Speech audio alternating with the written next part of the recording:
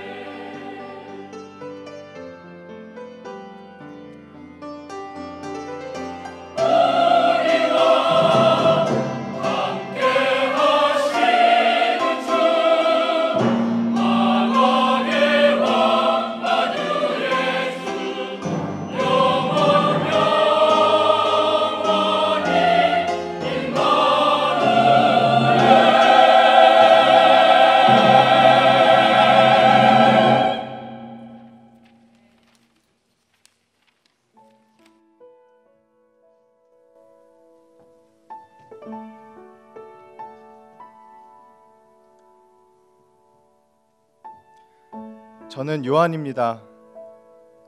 어느 날 우리가 고기를 잡고 있을 때 예수님께서 오셔서 나를 따르라 말씀하셨습니다. 그분에게는 따르지 않을 수 없는 무언가가 있었습니다. 그 후 제 일생의 가장 놀라운 여행이 시작되었습니다. 저는 곧 예수님이 하나님의 은혜와 사랑을 전하기 위해 하늘로부터 내려오신 분임을 깨달을 수 있었습니다. 전에는 들어본 적이 없는 지혜와 통찰력으로 진리를 가르치셨습니다. 예수님과 함께했던 몇 년 동안은 우리를 회복시키시는 하나님의 그 사랑에 대해서 풍성히 느낄 수 있었습니다. 하나님께서 우리를 사랑하셨다. 하나님께서 우리를 사랑하셨다. 그 말씀을 예수님은 희생으로 보여주셨습니다. 제가 어떻게 그 사랑에 보답하지 않을 수 있겠습니까? 제가 직접 목격한 것들은 정말 놀라운 것이었습니다. 예수님은 물로 포도주를 만드셨고 눈먼 자들을 눈뜨게 하셨고 죽은 자를 다시 살리셨습니다. 물 위를 걸었고 풍랑을 잠잠케도 하셨습니다. 예수님은 이 모든 일들을 통하여 하나님의 사랑을 우리에게 나누어 주신 것입니다.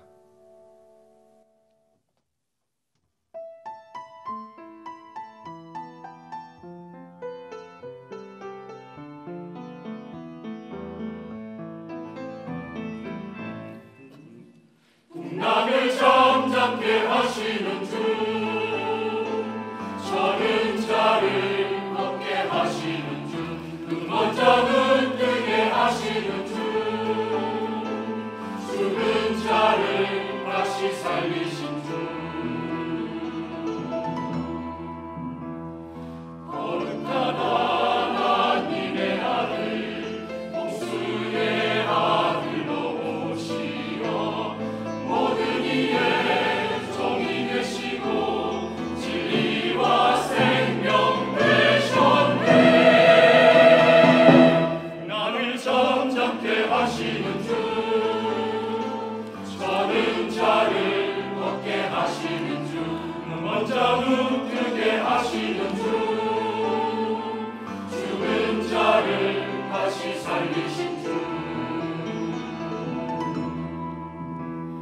물로 포도주 만들고 죽은 자를 일으키신 주, 어명이어로 수천 명의 배고픈 자를 먹여주신 주,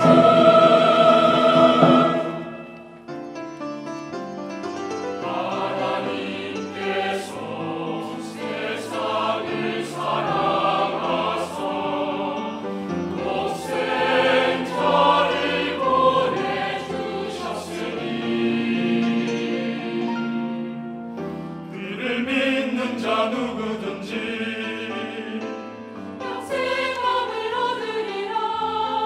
풍랑을 잠잠케 하시는 주.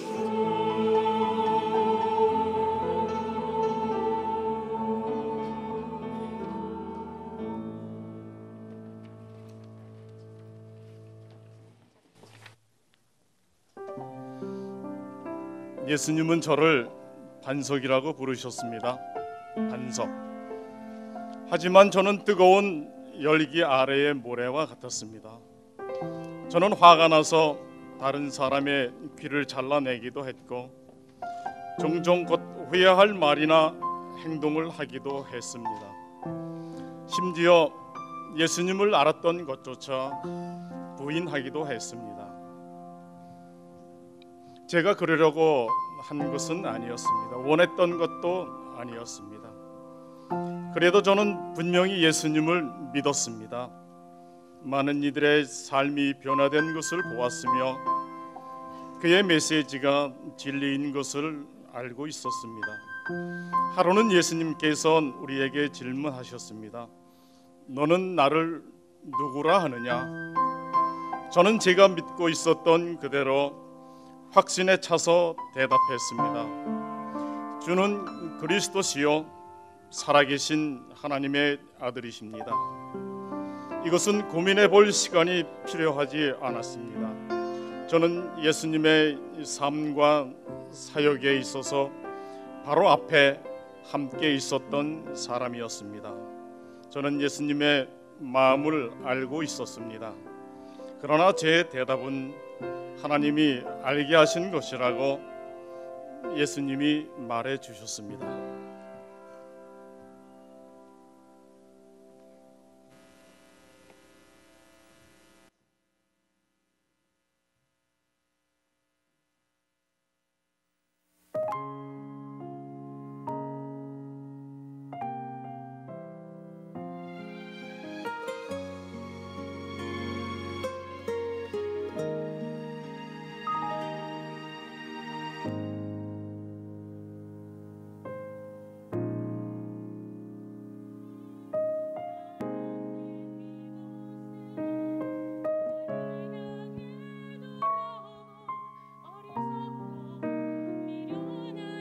백성들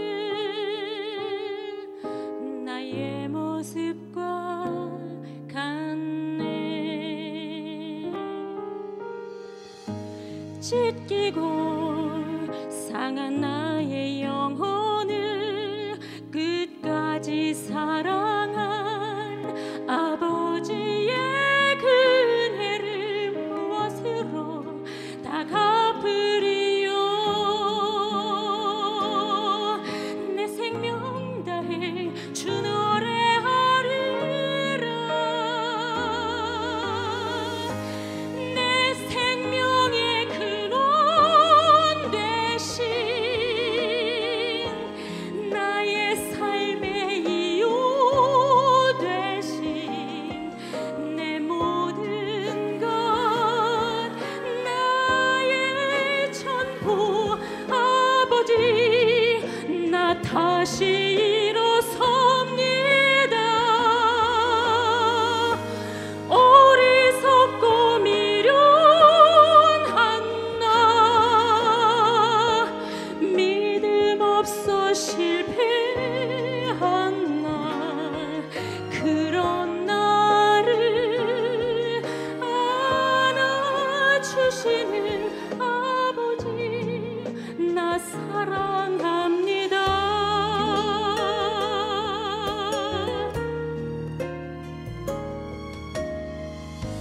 찢기고 상한 나의 영혼을 끝까지 사랑한 아버지의 은혜를 무엇으로 다 갚으리요.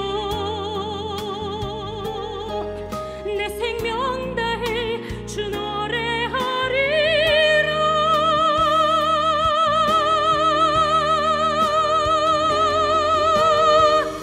내 생명의 근원 되신 나의 삶의 이유 되신 내 모든 것 나의 전부 아버지 나 다시 일어섭니다. 어리석고 미련한 나 믿음 없어 실패한 나 그런 나를 안아주시는 아버지 나 사랑합니다. 내 생명의 근원 되신 나의 삶의 이유 되신 내 모든 것 나의 전부 아버지 나 사랑합니다. 아버지 나 사랑합니다.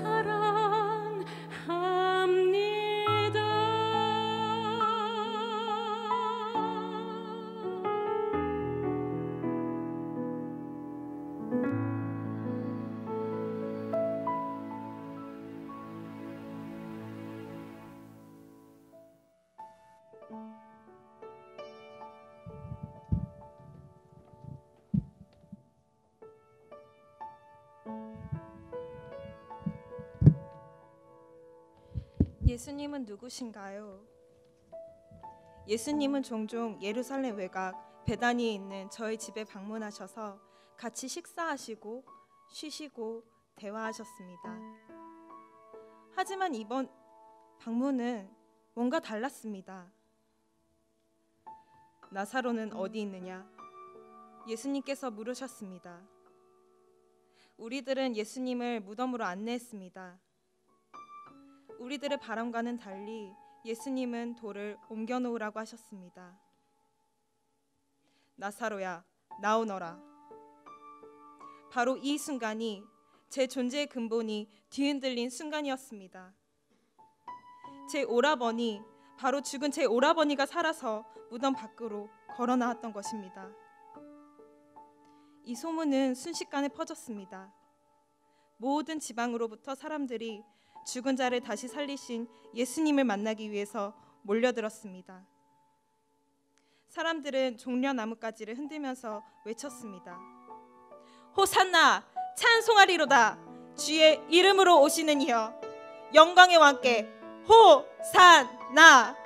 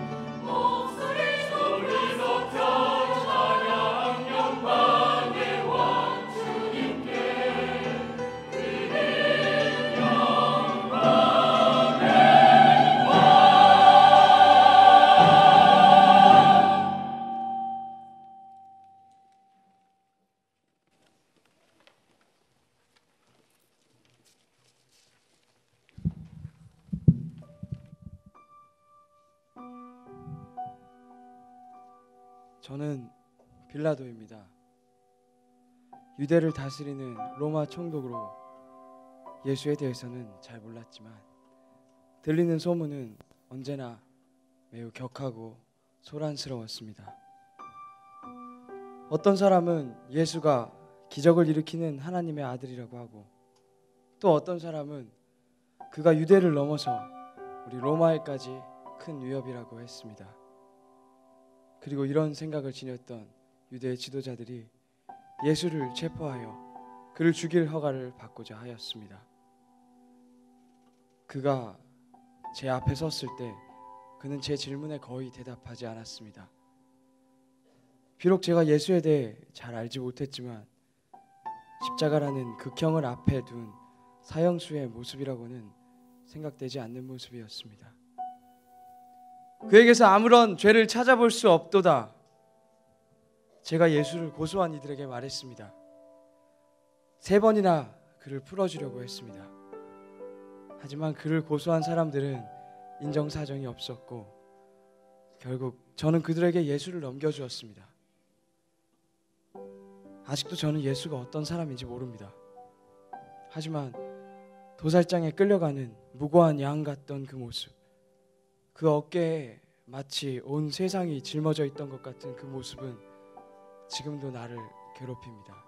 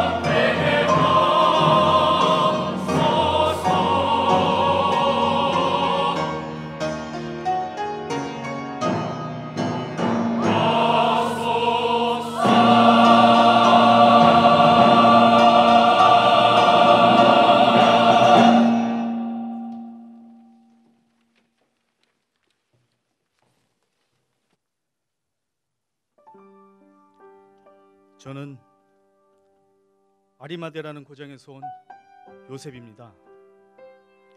위대 공의회의의 회원이었던 저는 예수님을 어떻게 처리해야 할 것인가에 대한 논쟁과 결정에 늘 참여하고 있었습니다. 저는 저의 동료들이 예수님을 죽이기로 결의한 것에 대해서는 동의할 수가 없었습니다. 그러나 제 의견은 소수의 의견이었을 뿐이었습니다. 불과 수일 전에 모든 군중들의 열광적인 환영 속에서 예루살렘의 왕의 모습으로 입성했던 한 사람이 십자가에 있는 것입니다. 그때 환영했던 군중들은 지금 어디 있을까요? 그들은 모두 그를 배반하고 숨어버린 것입니다. 하지만 그의 마지막 시간들을 지켜봤을 때 그는 마치 자신의 사명을 성취해가고 있는 것처럼 보였습니다. 그리고 숨을 거두기 바로 전에 그는 이렇게 외쳤습니다. 아버지, 내 영혼을 아버지 손에 부탁하나이다.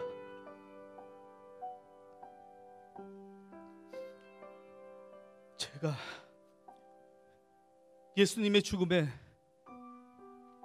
책임이 있는 그룹의 일원이었기에 죄책감에 눌려 이 사람에 대한 의문이 내 머리를 떠나지 않았습니다. 하지만 제 가슴 속에서는 예수님의 십자가 앞에 서 있었던 한 백부장의 말을 잊을 수가 없었습니다.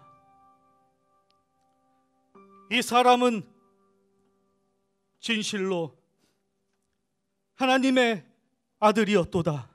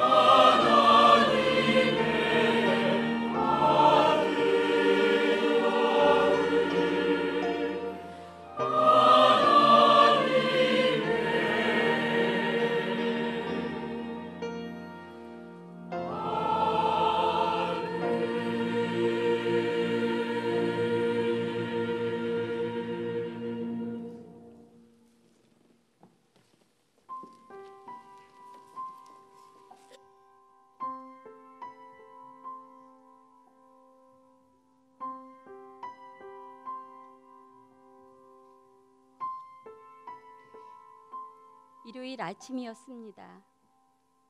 예수님이 돌아가신 것을 본 지 며칠 전인데 몇 주는 지난 것처럼 길게 느껴집니다. 예수님의 시신의 향료를 바르려고 무덤을 가던 길에 지난 추억들이 떠올랐습니다. 귀신 들렸던 저에게 자유함을 주셨고 질병과 죄로부터 많은 사람들을 건져주시며 사랑과 은혜의 말씀으로 변화된 삶을 살게 해주셨습니다. 하지만 모든 것이 아무것도 아닌 것처럼 느껴집니다. 제가 무덤에 도착했을 때 무덤 입구에 돌문이 굴러져 있는 것을 발견하고 놀라 베드로와 요한에게 달려갔습니다. 그들이 예수님의 시신을 가져갔어요. 예수님의 시신을 어디에 두었을까요? 베드로와 요한도 무덤을 보고 다른 제자들에게 전하러 갔습니다. 울고 있는 저에게 무덤지기처럼 보이는 한 사람이 다가와 여자여 어찌하여 우느냐 물었습니다. 주여 당신이 예수님을 옮겼거든 어디 두었는지 이르소서. 그리하면 내가 가져가리이다.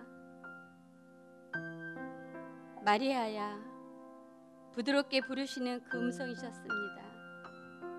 그 순간 제 눈에 있던 비늘이 벗겨지며 모든 질문과 의심이 사라졌습니다. 저 앞에 서 계시는 분이 예수님이셨습니다. 저는 제자들에게 전하러 달려갔습니다. 살아나셨어요. 예수님께서 죽음에서 부활하셨어요. 제가 그분을 만났어요. 예수님이 살아나셨어요. 오 하나님 찬양합니다.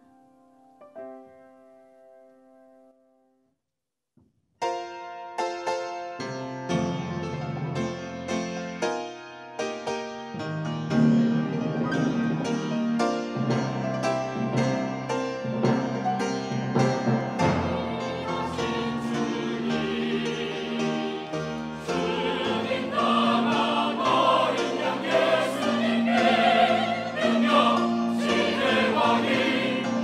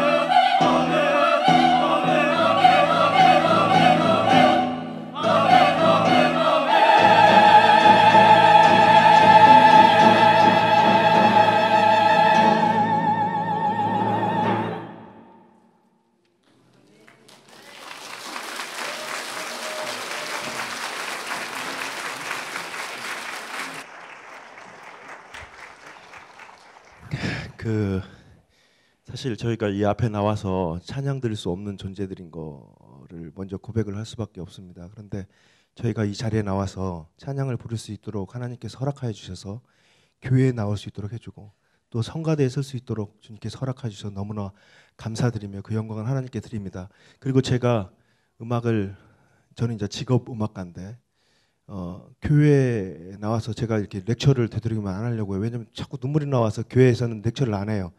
그런데 오늘 우리 단원들 중에 정말 잘 못하잖아요. 말도 조금 어색하고 그러지만 진심이 그 안에 담겨져 있고 그런 모습들을 우리 단원들이 정말 원래는 연습하면서 계속 울었어요. 한마디 요셉, 베드로, 마리아의 고백을 할 때마다 한 사람 한 사람씩 다 울었습니다. 오늘 우리가 비록 좀 부족한 점이 있고 그렇지만 하나님께서 정말 영광을 받으셨을 거라고 믿습니다.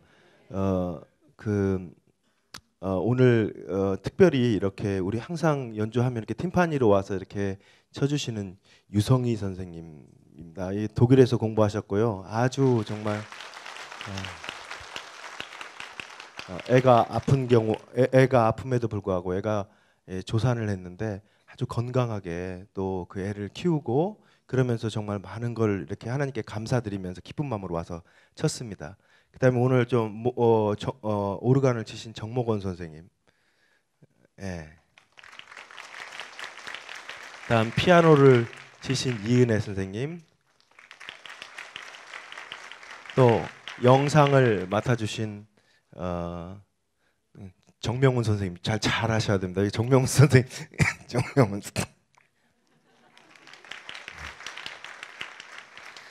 자, 저희가 마지막으로 앵콜곡을 사실은 성가곡에서 앵콜곡은 않지만 그래도 앵콜곡을 하나 준비했는데 그게 뭐냐면 이제 부활절 칸타타는 다 끝났고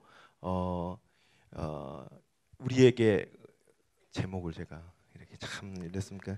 주님의 나라 이루게 하소서라는 곡을 하겠습니다. 이 곡은 제가 그 성결신대의 그 대학생 연주회에서 곡이 너무너무 좋아서 이거를 우리 교회에서 꼭 해야 되겠다고 생각을 해서 지금 악보를 가져온 거예요. 미국에 있는 큰무리교회 담임 목사님이셨던 나광삼 목사님께서 20여 년 전에 요셉을 모델로, 요셉이 젊었을 때 노예로 팔려간 그 요셉이 아무것도 정말 가서 정말 남의 시중을 들 수밖에 없는 그런 처지에 있던 요셉이 꿈을 가지고 하나님이 주신 꿈을 믿고 해서 30에 애굽의 총리가 되지 않습니까? 애굽 그 비전을 가지고 우리가 그 비전을 본받아서 하나님 나라가 이루도록 모든 사람들이 전진하자, 하나님의 뜻을 이루는 그런 용사가 되자는 의미로 이 곡을 작곡했습니다. 이 김기영이라는 작곡자는 미국에서 작곡 활동을 하는 작곡자로서 국립합창단의 작곡자이기도 합니다. 아주 훌륭한 곡이고 여러분 한번 들어보시고 우리가 마음을 열어서 여러분들이 저희한테 박수를 치지만 박수를 칠 때마다 되게 부담스럽고 그렇습니다. 박수는 하나님께 다 치는 거고 여러분들이 전심을 다해서 비록 성대는 안 열고 입은 안 열지만 마음을 담아서 같이 찬양을 했으면 좋겠습니다.